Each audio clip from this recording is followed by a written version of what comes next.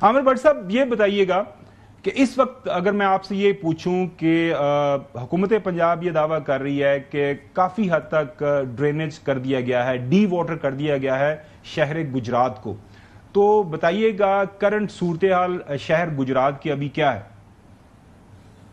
जी बिल्कुल, मैं जो आपको हकीकत पर मबनी बात बताता हूँ कि जो सैलाब की असल सूरत हाल है ना, क्योंकि सबसे जो पोश इलाका है वो खुद इनके अपने दफातर हैं। ये जब लुरा गांव से बंद टूटा तो उसके साथ मदीना सईदा में पानी दाखिल हुआ, मदीना सईदा से ये बारादरी में आया, जो कॉलोनी है वहां से ये जिला कचहरी में आया, और जिला कचहरी में आते ही ये पानी इतनी तेजी से फैला कि इसने आनन फानन तमाम इलाके को अपने घेरे में ले लिया। मैं इस वक्त उस इलाके में मौजूद हूं जहां पर अभी भी 2 से 3 फुट पानी है, और जो इलाके जो गवर्नमेंट ने, जिला इंतजामिया ने यहाँ पर क्लियर बताए हैं, वो वैसे ही ऊंचे इलाके हैं। वहां पर जब भी बारिश होती है सबसे पहले वहां से पानी उतर जाता है, और जो इलाके यहाँ पर हैं ये जब भी मामूली सी बारिश होती है तो सबसे ज्यादा मुतासर ये इलाका होता है। यानी कि ये अपना जो जेल चौक है, डिस्ट्रिक्ट जेल गुजरात है, सेशन कोर्ट है, उसके बाद ये आगे आ जाए, जब जब आप प्रिंस चौक में आ जाए मुसलमाबाद, और ये कमर्शियलवी रोड का इलाका शफियाबाद, ये सबसे ज्यादा मुतासर होते हैं। असल में आज भी यहाँ पर पानी की जू की तू है। आज भी एक नौजवान यहाँ पर जो रजाकार के तौर पर काम कर रहा था, लोगों में चीजें तकसीम कर रहा था, 3 बच्चों का बाप था और इस सैलाब ज़दगान की मदद कर रहा था। वो एक मदद के दौरान ही उसकी बेचारे की डेथ हो गई है, और उसको करंट लगा, एक शख्स का पानी निकालने लगा था, उसको मोटर शॉट हुई, वो करंट लग के फौत हो गया। बात यह कि अभी तक गुजरात में जो असल एरिया है जिसके बारे में इनके लिए मसाइल हैं कि यहाँ से पानी निकालना चाहिए, वो इनके अपने दफातर हैं। यानी कि डीपीओ की अपनी रिहायशगाह, डीसी गुजरात की रिहायशगाह, इनके इर्द गिर्द सारा पानी है, सेशन कोर्ट के अंदर पानी है, कमर्शियल रोड, शफियाबाद, तारकाबाद, जितना भी इलाका है सारा के सारा पानी में डूबा हुआ है। तो ये इसकी असल सूरत हाल है। बाकी जो पानी इन्होंने निकाला है उसकी इन्होंने फुटेजेस क्लियर कर दी है। वो ये पूछना चाहूंगा मैं आपसे, हसन साथ हैं, वो आपसे सवाल कर रहे हैं। जी हसन, जो आप बता रहे हैं यानी इसका मतलब ये है कि ना यानी अदालत में लोग जा सकते हैं, ना डीपीओ ऑफिस जा सकते हैं, तो साइलिन के साथ क्या हो रहा है? क्या दफातर जो है फंक्शनल हैं, या वहां पर अब अगर वो खुले हुए हैं तो ये डीपीओ साहब खुद किस तरह अपने दफ्तर जा रहे हैं? और पानी जितना नजर आ रहा है इसमें तो गाड़ी चलती हुई दिखाई नहीं देती।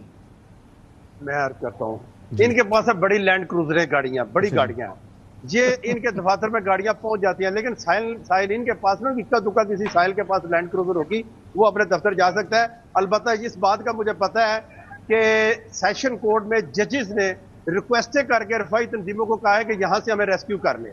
ये इतनी बड़ी बदकिस्मती है कि सेशन कोर्ट हमारा फुल हो गया था पानी के अंदर, अदालतों में पानी चला गया, उसके पीछे जितने भी पुराना डीपीओ दफ्तर आए, तमाम हालात, कोई अदालती निजाम चल नहीं रहा, अदालती निजाम सारा बंद है। अच्छा आमिर, वहां पे आमिर चीफ मिनिस्टर साहिबा बजाते खुद गई, उन्होंने एक तो फजाई जो है दौरा भी किया, ऑन ग्राउंड भी जाके उन्होंने सारे इंतजाम देखे। तो अगर आपसे मैं पूछूं कि गुजरात के एरिया को अगर आप सारे को उसको नजर में रखें तो कितने % पानी वहां से निकाला जा चुका है, और अभी कितने % शहर जो है ज़ेर-ए-आब है, जो आप हालात बता रहे हैं? इस वक्त अगर मजमूई तौर पर बात करें तो 60% पानी उन्होंने निकाल दिया है, उसकी बात ठीक है, लेकिन जो 40% पानी अभी मौजूद है ना, ये बहुत ज्यादा पानी है। ये छोटा सा एरिया है लेकिन गहरा है, यहाँ पर पानी बहुत ज्यादा है। और सबसे बात यह है कि यहाँ पर ब्रांड की मार्केट है, एक बड़ी कचहरी रोड है, वो सारी की सारी डूब गई है, प्रिंस चौक है वो डूब गया है, उसके पीछे कितनी मसाजिद है वो डूब गई हैं। ये आप जहाँ खड़ी हैं कचहरी है, ये कचहरी का इलाका है मतलब? नहीं, ये कमर्शियल रोड का इलाका है, इसके पीछे कचहरी है, मेरे बैक साइड पे उसकी सूरत हाल भी ऐसी है, उसकी सूरत हाल भी ऐसी है। चौधरी गुलाम हुसैन साहब, निज़ाम जिंदगी तो खबर साहब बिल्कुल खत्म होगी ना वहां पर। चौधरी गुलाम हुसैन साहब, यही सूरत हाल तमाम जो बड़े शहर हैं, जैसे मैंने अर्ज किया कि सियालकोट की हालत यही है। वहां पे जो सबसे बड़ा मसला बताया जा रहा है मुख्तलिफ देहातों से, मुख्तलिफ जगहों से, एयरपोर्ट के इर्द गिर्द जो आबादियां हैं, तहसील समड़ियाल है, वो यही है कि वाटर ड्रेनेज नहीं हो रहा, पानी कुछ निकलता है फिर बारिशें हो जाती हैं, पीछे से भी पानी आ रहा है। चौधरी गुलाम हुसैन साहब, तो लाहौर से अगर और आपका जो एरिया है उसके हवाले से भी आपके पास इंफॉर्मेशन है तो वो भी नाज़रीन के साथ शेयर करना चाहिए। गुलाम साहब और आमिर भट्ट साहब से भी सवाल करना तो कर लीजिएगा। नहीं, वो तो एक हफ्ता हो गया, अगर पानी नहीं निकल सका तो ये तो कोई क़यामत आई हुई है उन इलाकों में। और इस दफ़ा आप लाहौर की पूछ रहे हैं, मैं जिस तरह दफ्तर पहुंचा हूँ ये मुझे पता है। इस वक्त सारे लाहौर में शदीद बारिश हो रही है और इसके क्या नतायज होंगे कुछ पता नहीं है।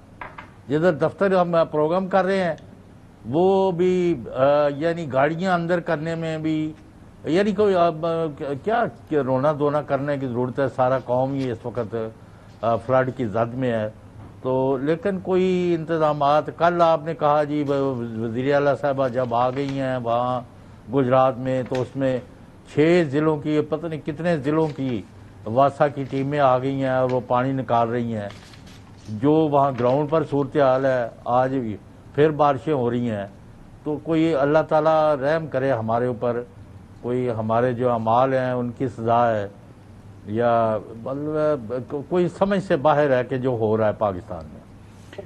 आमिर भट्ट साहब एक बात मैं जी आमिर भट्ट साहब प्लीज एक बात बताना चाहता हूँ सर। गुजारिश ये है कि अगर यहाँ की मुकामी रफाई तंजीमें हिस्सा ना डालती, यहाँ पर मैंने वो लोग भी देखे हैं जो दिन के वक्त रेडी लगाते थे, इस इलाके से रेडी लगाते थे, सब्जी फल फ्रूट बेचते थे। उन्होंने अपनी जिंदगी की सारी जमा पूंजी इन लोगों पर लगा दी है, जिनसे वो रिज़्क कमाते थे। आज उन्हीं पर उन्होंने रिज़्क अपना खर्च कर दिया।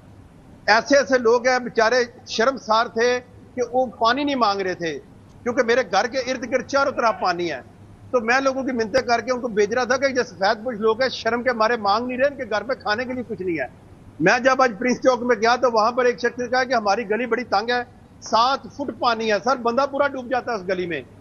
वहां पर फिर मैंने वहां पर एक रफाई तंजीम को भेजा। मैंने कहा वहां पर लोग बड़े फंसे हुए हैं, बच्चों के पास दूध नहीं है, खाने को रोटी नहीं है। आमिर भट्ट साहब बहुत शुक्रिया ये सारी तफसीलात शेयर करने के लिए। नाज़रीन, ये कहानी अब घर घर की है। जहां जहां सैलाब का पानी गया है वहां पे इसी तरह की तबाही और बर्बादी की कहानियां दास्तानें छोड़ के गया है। बट आमिर भट्ट साहब अपना बहुत ख्याल रखिएगा, अपना और अपने घर वालों का। मुझे पता है कि आप जिस इलाके में रहते हैं वहां पे भी शदीद तुग़यानी आई और आपका घर जो है जिस गली में आप रहते हैं वहां पे भी काफ़ी ज़्यादा जो है लोगों का घर का साजो सामान जो है सारा तबाह बर्बाद हो गया। अल्लाह ताला आपको अपनी हिफ्ज़-ओ-मान में रखे। नाज़रीन।